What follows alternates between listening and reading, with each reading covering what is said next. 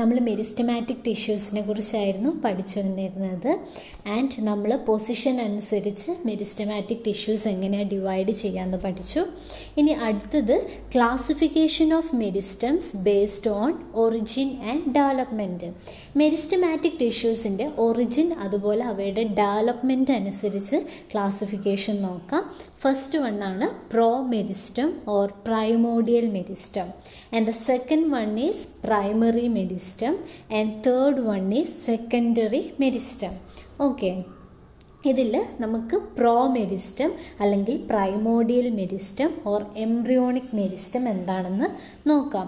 Embryonic meristem എന്ന് പറയുമ്പോൾ ആ പേരിൽ തന്നെയുണ്ട് the meristem which is embryonic in origin, അതായത് എംബ്രിയോണിക് ഇൻ ഒറിജിൻ, അതായത് എംബ്രിയോയിൽ കാണുന്ന meristem. It occurs in those regions where the development of an organ or plant part is initiated. അതായത് നമുക്കറിയാം ഒരു ഷൂട്ടിൻ്റെ ടിപ്പിലാണ് ആ ഒരു ഓർഗൺ, ഒന്നെങ്കിൽ ഷൂട്ടിൻ്റെ അല്ലെങ്കിൽ ലീഫ് ബഡിൻ്റെ ആ ഒരു ഓർഗൻ്റെ ഡെവലപ്മെൻറ്റ് ഇനീഷ്യേറ്റ് ചെയ്യുക. ഇങ്ങനെയുള്ള ഷൂട്ട് ടിപ്പിൽ കാണുന്ന മെരിസ്റ്റത്തിനെയാണ് പ്രോ മെരിസ്റ്റം എന്ന് പറയുന്നത്, ഏറ്റവും എക്സ്ട്രീം ടിപ്പിലായിട്ട്. അതുപോലെ തന്നെ എംബ്രിയോയിൽ കാണുന്ന മെരിസ്റ്റത്തിനെയും പ്രോ മെരിസ്റ്റം എന്നാണ് പറയുക. In embryos, it is located at the tip of plumule and radicle, and in a growing plant, it is seen at the tip of roots and shoots. Okay, ഇതൊരു എംബ്രിയോയുടെ ഒരു പിക്കാണ്. നമ്മുടെ താഴെ കാണുന്നതിൽ നോക്കിയാൽ നിങ്ങൾക്ക് എംബ്രിയോയുടെ കോട്ടിലിഡൻ്റെ ഉള്ളിലായിട്ട് പ്ലുമ്യൂളും റാഡിക്കിളും പ്രസൻ്റ് ആയിരിക്കും. ഈ പ്ലുമ്യൂളിൽ നിന്നായിരിക്കും ഷൂട്ട് സിസ്റ്റം ഒറിജിനേറ്റ് ചെയ്യുന്നത്, ആൻഡ് അതുപോലെ റാഡിക്കിൽ നിന്നായിരിക്കും റൂട്ട് സിസ്റ്റം ഒറിജിനേറ്റ് ചെയ്യുന്നത്. സോ ഈ പ്ലുമ്യൂളിലും റാഡിക്കിളും കാണുന്നത് പ്രോ മെരിസ്റ്റം ആണ്. ഓക്കെ, ഈ ഷൂട്ട് സിസ്റ്റവും റൂട്ട് സിസ്റ്റവും ഒറിജിനേറ്റ് ചെയ്യുന്നത്. Then promeristem consists of initials and their immediate derivatives. Its cells are isodiametric and thin-walled with prominent nucleus, active cytoplasm and early stages of pit formation. Pit എന്താണെന്നൊക്കെ നമ്മൾ ഇനിയുള്ള ക്ലാസ്സുകളിൽ പഠിക്കുന്നതായിരിക്കും. Then intercellular spaces are usually very inconspicuous. Okay, then അടുത്തത് നമ്മൾ പഠിക്കാൻ പോകുന്നത് primary മെരിസ്റ്റമാണ്. എക്സ്ട്രീം ടിപ്പിലുള്ളതാണ് പ്രോ മെരിസ്റ്റം എന്ന് നമ്മൾ പറഞ്ഞു. പ്രൈമറി മെരിസ്റ്റം എന്ന് വെച്ചാൽ meristem than originate from the pro meristem during the embryonic stage and build up the primary part of the plant body. ഇവർ പ്രോ മെരിസ്റ്റത്തിൽ നിന്ന് ഒറിജിനേറ്റ് ചെയ്യുന്ന മെരിസ്റ്റം ആയിരിക്കും, ആൻഡ് ഇവരാണ് ആ ഒരു പ്രൈമറി പാർട്ട്, അതായത് ഷൂട്ട് ലീവ്സ് ഒക്കെ ഫോം ചെയ്യുന്നത്. It is seen at the apices of root, stem and leaf primordia. Then it is concerned with the formation of primary permanent tissues of various organ.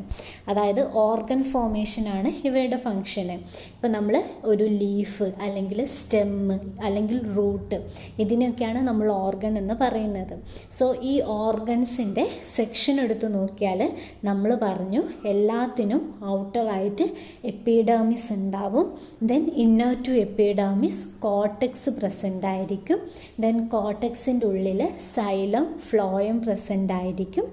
ഇതിനെയാണ് vascular ബണ്ടിൽ എന്ന് പറയുന്നത്. ചിലപ്പോൾ സൈലത്തിൻ്റെയും ഫ്ലോയത്തിൻ്റെയും ഉള്ളിലായിട്ടൊരു strip of cambium present ആയിരിക്കും. Okay, then അവരുടെ ഉള്ളിലായിട്ട് pith present ആയിരിക്കും. ആ ഒരു ടിഷ്യൂസിനാണ് pith എന്ന് പറയുന്നത്. ഇതൊക്കെയാണ് പെർമനൻറ്റ് ടിഷ്യൂസ് എന്ന് പറയുന്നത്. ഈ പെർമനൻറ്റ് ടിഷ്യൂസിൻ്റെ ഫോർമേഷനാണ് ഈ ഒരു പ്രൈമറി മെരിസ്റ്റത്തിൻ്റെ ഫങ്ഷന്. ഇവർ ഡിവൈഡ് ചെയ്തിട്ട് എന്തായിട്ട് മാറും? പെർമനൻറ്റ് ടിഷ്യൂസായിട്ട് മാറും.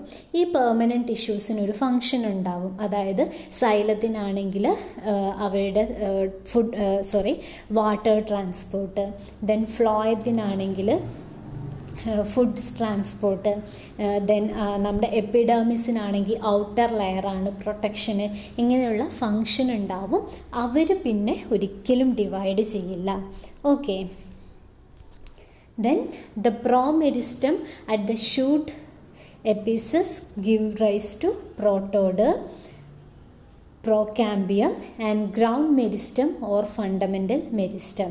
അതായത് പ്രോമെരിസ്റ്റം നമ്മൾ പറഞ്ഞു ഷൂട്ടിൻ്റെ എക്സ്ട്രീം ടിപ്പിലാണ് പ്രോമെരിസ്റ്റം പ്രസൻ്റ് ആയിട്ടുള്ള. ഇവരെന്തായിട്ട് മാറ്റും? പ്രോട്ടോഡേമും പ്രോകാമ്പിയവും അതുപോലെ ഗ്രൗണ്ട് മെരിസ്റ്റവും ഫോം ചെയ്യും. ഇതിനെയാണ് നമ്മൾ പ്രൈമറി മെരിസ്റ്റം എന്ന് പറയുന്നത്. ആലോചിക്കുക, ഏറ്റവും ടിപ്പിലായിട്ട് കാണുന്നതാണ് പ്രോമെരിസ്റ്റം. ഈ പ്രോമെരിസ്റ്റത്തിൽ നിന്ന് ഉണ്ടാവുന്നവരാണ് പ്രൈമറി മെരിസ്റ്റം. പ്രോമെരിസ്റ്റം എന്തൊക്കെയായിട്ട് മാറും? പ്രോട്ടോഡേം, പ്രോകാമ്പിയം, ദെൻ ഗ്രൗണ്ട് മെരിസ്റ്റം. ദെൻ ഈ പ്രൈമറി മെരിസ്റ്റം അതായത് പ്രോട്ടോഡേമിൽ നിന്ന് എന്തുണ്ടാവും? ഔട്ടർ മോസ്റ്റ് എപ്പിഡേമിസ് ഉണ്ടാവും. ദെൻ പ്രോകാമ്പിയത്തിൽ നിന്ന് എന്തുണ്ടാവും? പ്രൈമറി വാസ്കുലാർ ടിഷ്യൂസ് ഉണ്ടാവും.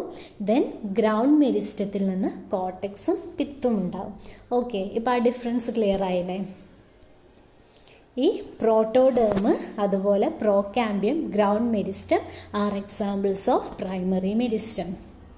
Then functionally, primary meristem builds up the structural and functionally complete initial plant body to which secondary meristem subsequently adds supplementary tissues. അപ്പം ഈ primary മെരിസ്റ്റത്തിൽ നിന്നാണ് പ്ലാന്റ് ഓർഗൻസ്, ലീഫ്, അതുപോലെ നമ്മുടെ സ്റ്റെമ്മ്, ഷൂട്ടൊക്കെ ഉണ്ടാവുന്നത്. പിന്നെ ഇവരുടെ വണ്ണം വെപ്പിക്കുക അല്ലെങ്കിൽ തിക്നെസ് കൂട്ടുക. ഇതാണ് സെക്കൻഡറി മെരിസ്റ്റത്തിൻ്റെ ജോബ്. അപ്പോൾ നമുക്ക് അടുത്തത് പറയാനുള്ളത് സെക്കൻഡറി മെരിസ്റ്റം ആണ്. This is the meristem that develop from non meristematic primary permanent tissues at a later stage of development by regaining the power for active cell division. നമ്മൾ പറഞ്ഞു പ്രോമെരിസ്റ്റത്തിൽ നിന്ന് പ്രൈമറി മെരിസ്റ്റം ഉണ്ടാവും. പ്രൈമറി മെരിസ്റ്റത്തിൽ നിന്നാണ് permanent tissues ആയിട്ടുള്ള epidermis, cortex, അതുപോലെ xylem, phloem, pith, ഇതൊക്കെ ഉണ്ടാവുന്നത്. ഇവർ പെർമനൻറ്റ് ടിഷ്യൂസാണ്. അവരവിടെ ഫങ്ഷൻ ചെയ്ത് ജീവിക്കുക ചെയ്യുക. പക്ഷേ കുറച്ച് കാലം കഴിഞ്ഞാൽ ഈ പെർമനൻറ്റ് ടിഷ്യൂസിൽ ചില പെർമനൻറ്റ് ടിഷ്യൂസ് എഗെയിൻ മെരിസ്റ്റമാറ്റിക് ആവും. എന്നിട്ട് അവരെന്ത് ചെയ്യും? വീണ്ടും സെൽ ഡിവിഷൻ കൂട്ടി പ്ലാന്റിന് തിക്നെസ് കൂട്ടും. ഈ മെരിസ്റ്റത്തിനെയാണ് സെക്കൻഡറി മെരിസ്റ്റം എന്ന് പറയുന്നത്. Okay, so secondary meristem always arises from permanent plant organs whenever and wherever they are needed. ഒരു എക്സാമ്പിൾ പറയാം. ഇതിപ്പം നമ്മളുടെ ഫസ്റ്റ് മേലത്തെ പിക്ചർ നോക്കിയാൽ ഒരു ടെർമിനൽ ബഡ് കാണാൻ പറ്റും. ഈ ബഡിൻ്റെ ക്രോസ് സെക്ഷൻ നമ്മൾ എടുത്തു നോക്കിയാൽ എന്തൊക്കെ കാണാൻ പറ്റും? അവിടെയുള്ള പ്രോട്ടോഡേം എപ്പിഡെർമിസ് ആയിട്ട് മാറിയിട്ടുണ്ടാവും, ആ യെല്ലോ കളറിൽ. ദെൻ അതിന് താഴെയുള്ള ഇത് പ്രൈമറി കോർട്ടെക്സ് ആയിട്ടുണ്ടാവും. ദെൻ ഒരു ഡാർക്ക് വയലറ്റ് അല്ലെങ്കിൽ റോസ് കളറിൽ നിങ്ങൾക്ക് ഫ്ലോയം കാണാൻ പറ്റും. ദെൻ ഫ്ലോയത്തിന് താഴെ ബ്ലൂ കളറിലായിട്ട്, ഡാർക്ക് ബ്ലൂ കളറിലായി സൈലം കാണാം. പിന്നെ ഉള്ളിലായിട്ട് പിത്ത് കാണാൻ പറ്റും. ഇനി നിങ്ങൾക്ക് നോക്കിയാൽ മനസ്സിലാവും സൈലത്തിൻ്റെയും ഫ്ലോയത്തിൻ്റെയും ആ ബ്ലൂവിൻ്റെയും അതുപോലെ റോസിൻ്റെയും ഇടയിലായിട്ട് കാമ്പിയം പ്രസൻ്റ് ആണ്, ലൈറ്റ് റോസ് കളറിൽ. ഇതിനെയാണ് നമ്മൾ ഇൻട്രാഫെസിക്കുലാർ കാമ്പിയം എന്ന് പറയുന്നത്. വാസ്കുലാർ ബണ്ടിൽസിൻ്റെ ഉള്ളിലായിട്ട്, സൈലത്തിൻ്റെയും ഫ്ലോയത്തിൻ്റെയും ഉള്ളിലായിട്ട്.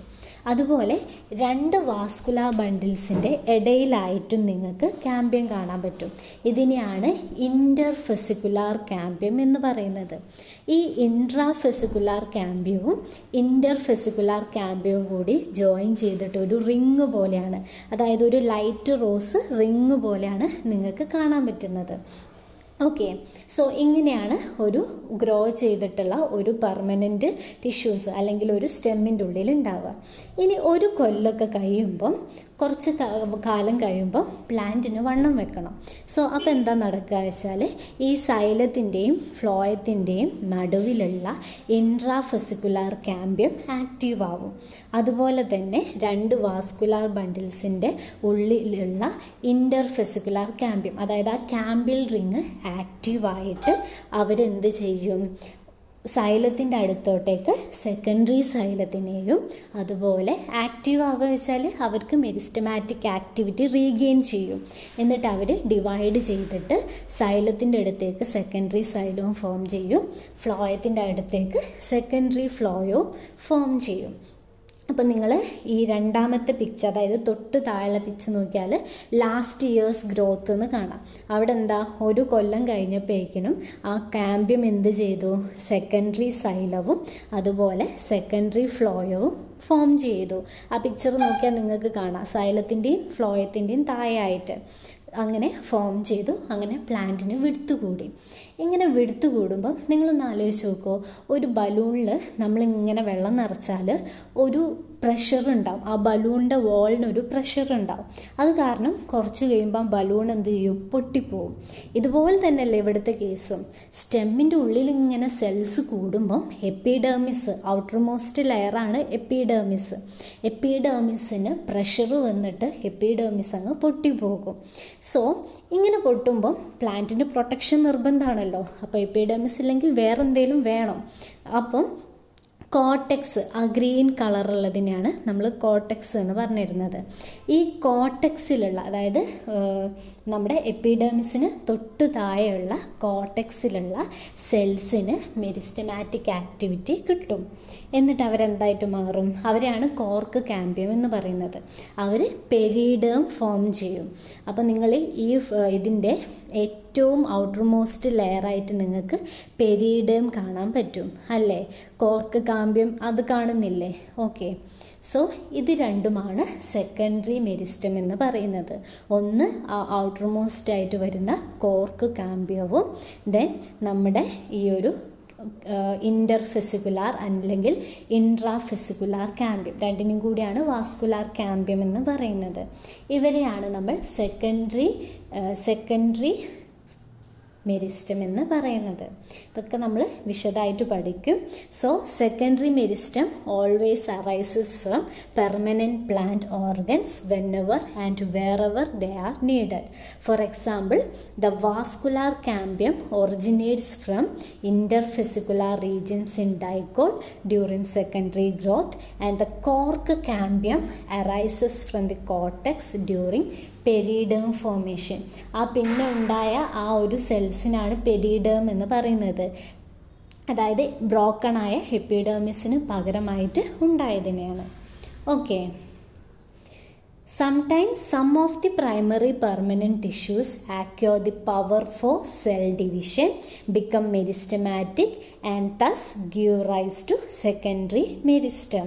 നമ്മൾ ഇത്രയും നേരം ഇതാണ് പറഞ്ഞത്. Root cambium, cork cambium and the interfascicular cambium of dicots are best examples of secondary meristem.